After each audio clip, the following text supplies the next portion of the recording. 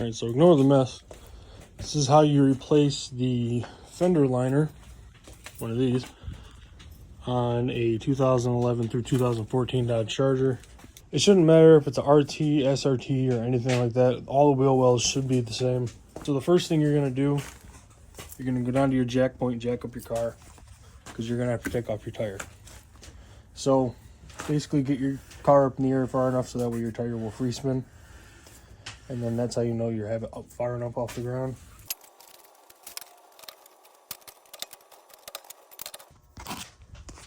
Basically what I did here with my tire is I put it underneath this cross member for the engine, so that way if something happens, God forbid, with that jack, if my car comes down, it's going to land on my rim and hopefully destroy my rim and my tire before it destroys my front end even more. I could replace tires, but replacing an oil pan and everything, I don't want to do all that. So when you get down here, you're going to have all these little clips.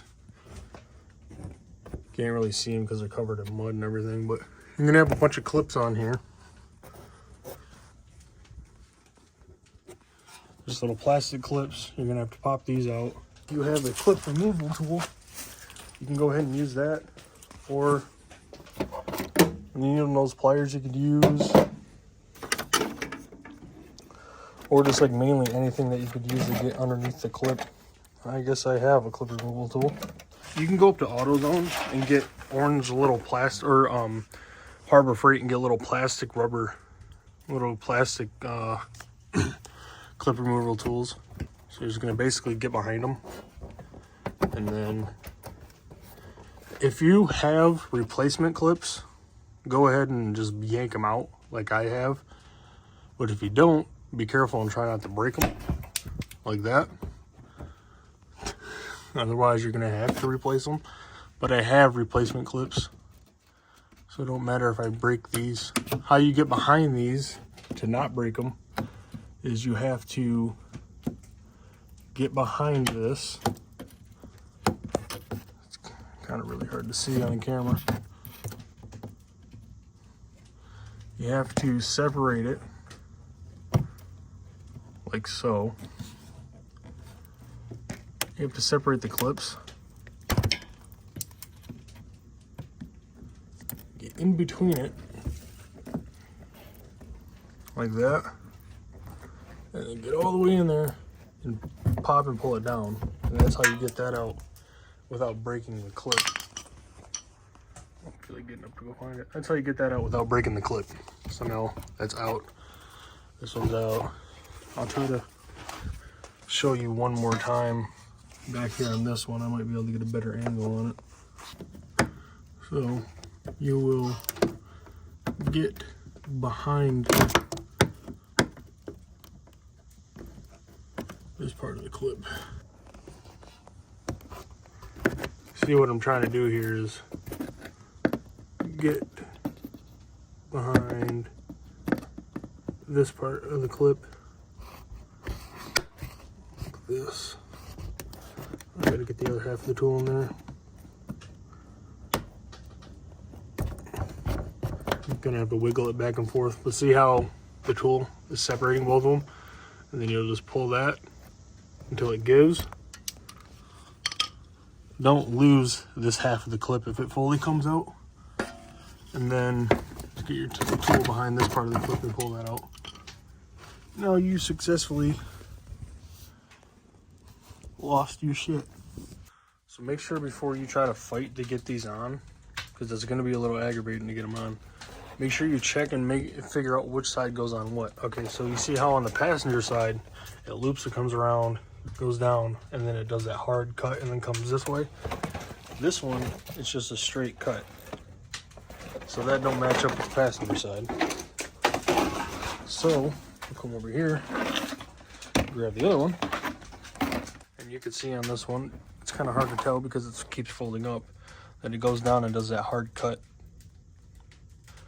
Comes down, does that hard angle cut, and then comes back just like that one. So make sure you figure out which side goes on what. What basically makes this easier is if you get these top ones in first, this one and this one. So if you go ahead, this hole right here and this hole right here, if you get those ones in first, you could fight the liner to go inside of the wheel well. So that way it makes it a little bit easier.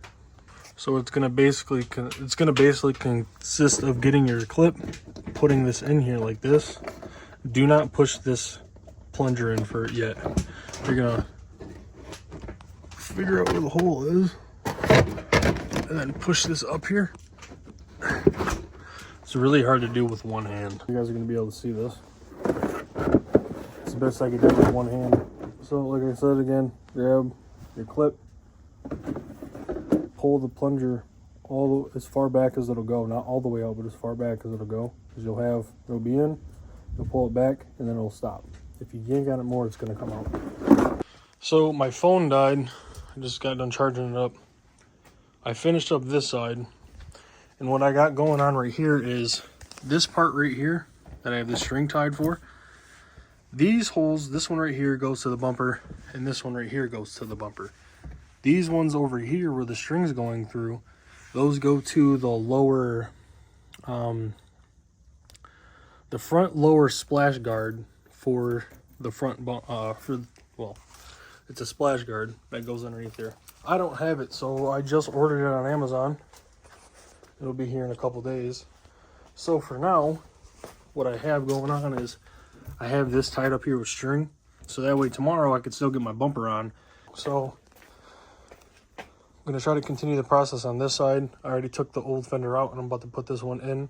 So I'm gonna continue the steps of what I was doing over there. What I found that helps me out the best, all right, go ahead and get this one in on the top left. And then go ahead and bend this so that way your skirt is holding this in. And that'll allow for this hole, can't really see it, to line up with that one right there. Now what you're gonna do when you push it in, you're not gonna push on the plunger. You're gonna push on the actual clip itself. So push it in like this, and then once it's in there, push the plunger in, and then that's how you get that in. So in order for this part, what you're gonna do is you're just gonna take it and you're gonna tuck it. You'll tuck it behind your fender like this. Just roll it in and push it back behind the fender. It's kind of hard to do with just one hand.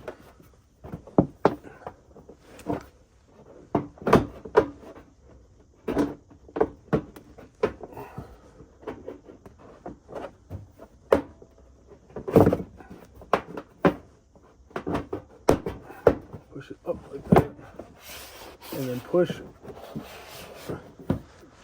that bubble out up there. It'll take form to up there, and then now that's set in. So now all you're going to do, pull it out a little bit, push it behind it, and then those holes will line up, and then this you'll just push. Basically it's just pushing it around until you find where all the holes line up, because like I said, it's plastic and it came shipped rolled up. So basically this process is now just putting it back in. So finding all the clip holes and putting them all back in.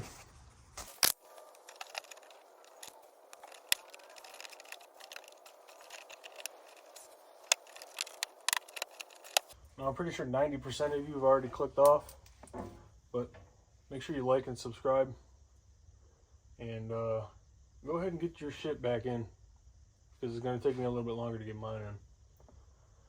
But I'll come back in for a brief moment when I finish this up. I'm going to turn my phone off so it don't die, and have fun with yours.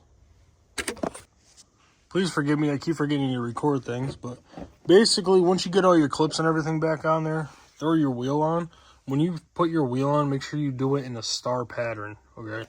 So you'll do like this one, and then this one over here, this one, that one, and then that one.